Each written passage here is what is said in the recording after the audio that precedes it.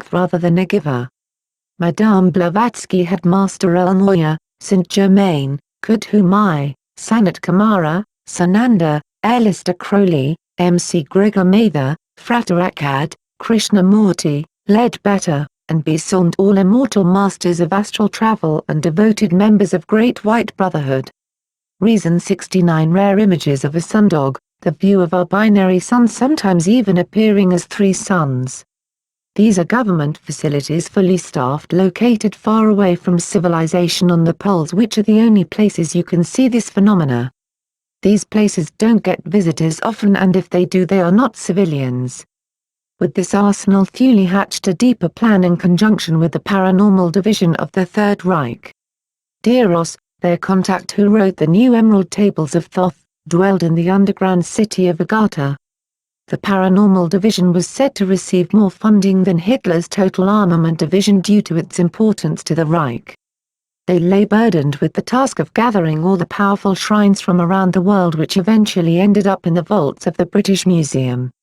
Those who have done study on holy artifacts will note that most of them are in the British Museum, not in their original place of origin. They won't allow it. Many of these objects do strange things when placed back on their corresponding ley lines. It is known you can only get into the vaults of the British Museum if you are a member of the Golden Dawn. The Golden Dawn was a society set up by Thule in which Aleister Crowley was made head of. He had Frater Akkad as his apprentice. Crowley and Mathers were always in competition with one another. This is how Blavatsky bent them against each other to broaden their potential. These two adepts birthed the greatest horrors mankind has witnessed in this era. Many of their works were published by Blavatsky's Lucy's Trust, again another obvious clue she was part of the Luciferian agenda. 87 PAGE. Reason 70 The Holy Grail and the Spear of Longinus, which was said to pierce the side of Christ, were both seized by Hitler. These artifacts are charged with energy due to the belief millions of people put in them.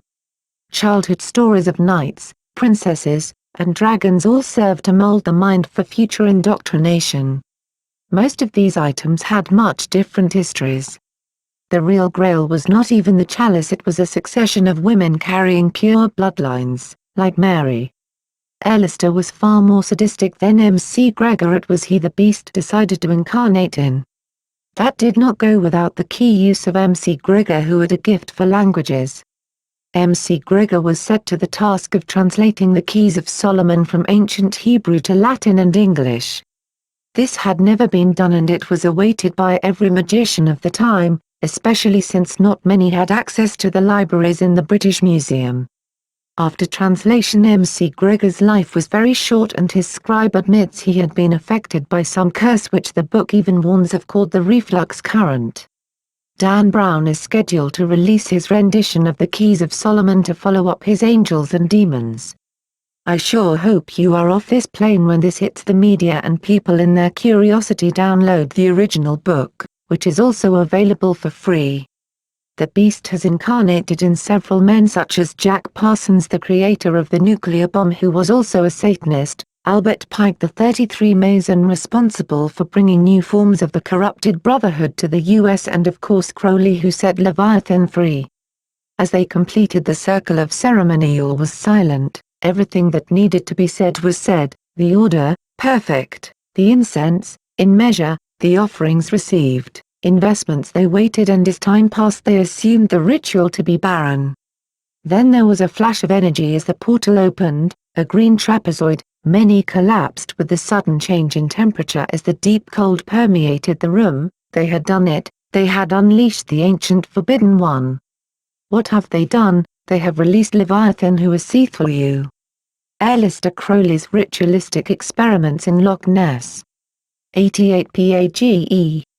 Reason 71 Left to right Crowley, Pike, and Parson, the fleshly hosts of the beast. I will take a moment to elaborate on this book, The Keys to Solomon, since I personally believe it will play a huge role in the reality shift of this dimension for a few reasons. When Dan Brown released the Da Vinci Code, it was instantly a bestseller, meaning the media pushed it to the top fast. He followed up with Angels and Demons, and that solidified his career. They had the perfect puppet icon. anything else he releases people are going to swarm to. They warmed everyone back up again when they did the Da Vinci Code movie with everyone's favorite Mr. Forrest Gump Tom Hanks. This gave Dan more prestige. Now they are finished with the Angels and Demons movie and the subtitle is Revenge of the Nephilim, which you can do your own book on all of what that entails by now. So next of course will be The Keys to Solomon. The original book, The Key to Solomon, does not read like a story book. It is strictly talismans, prayers, repentances, evocations, and illustrations of ceremonial magic. It is not wise to speak against anything you do not understand. This book I understand very clearly is a horrible danger. Why? During the time I was a fresh pastor I was fascinated with Solomon. He was who I chose as my archetype, as many men of the cloth often do. Solomon has all the wisdom and most affectionately all the ladies, something abolished after Solomon's time, but still it allows the deprived pastor to dream a little. I wanted to read everything Solomon wrote, especially since it actually says in Proverbs Solomon wrote over 5,000 books. I wondered why, if Solomon wrote 5,000 books, we only had 3 Psalms, Proverbs, and the Song of Solomon, one of which was not written by Solomon but by Lemuel. Some say Lemuel, Solomon, and Jedidiah were all the same person. I began to search and came across 2 more books, the Testaments of Solomon and the Keys to Solomon. Both were full of demons. In the Testament of Solomon, Solomon is actually interrogating demons under the power of the ring which he says was given to him by YHVH. The Keys to Solomon had the names of demons inscribed in the talismans that it instructed you to make. Of course I didn't know the names were those of demons, failing to do the translation from Hebrew to English at the moment. In addition, my Dictionary of Angels by Gustav was still on the way. But that wasn't going to stop me from exploring a little of Solomon's wondrous talismans. 89 PAGE. In short, after doing all of the rigorous work of constructing a talisman for wisdom, this is what happened. First, I will note that some of the rituals in the book involved animals' blood, which made me think a little deeper about Solomon. However, there were plenty that did not involve blood, and since there was also a warning in the beginning of the book about using animals' blood, I came to the terms that someone had maliciously put the spells there since they were towards the back of the book. When I would fall asleep with the talisman or book around me, I would be transported to another world. Once I realized I was watching the dream, I could begin to control it, thus starting the lucid phase. From there some monstrous form would appear and we would do battle, of which I noticed the seals from the Key to Solomon played a heavy role in trapping these demons once they had been subdued. Sustaining any kind of blow from them would result in real physical damage in this world. On one occasion a demon got hold of me and slammed me before I could break the dream. When I woke up I had the pain and the bruises. After that I learned not to get grabbed. All along I was imagining I was doing the Lord's work, in the army now. The dreams could always be broke by holy names, in which I kept a complete arsenal in memory. I also noted there were a lot of other people there, all involved in doing something in this strange world full of spirits. The demons got bigger and bigger and I seemed to get better and better at dealing with them, and then the dictionary arrived. I was horrified to find that the talismans contain the names of demons.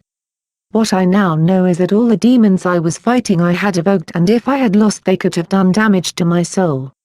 I will tell the reader now, I was born on the 22nd, which is a master number, so I have a buffer that allows me to dissect these things without immediate danger to my soul due to positive intent. However, I know beyond doubt many have been taken by this book. Maybe my work about it will reach the people's hands in time so they can steer clear of it. Back to the plans of Thule. With the talismans of Solomon in hand, they began to travel the opposite plane, which anyone trained in lucid sleep can do. In this plane you can go to various places, and the main feature is you can call forth beings and they appear. Apparently they called forth the Enochian and James, sons of Cain, and they appeared to them. They consulted with them about world domination and how it could be brought about. They gave them first a special language of power to use amongst themselves in conjunction with real power. They gave them this strategy for using young minds as processors in universities. The idea was to use the brightest minds to develop devices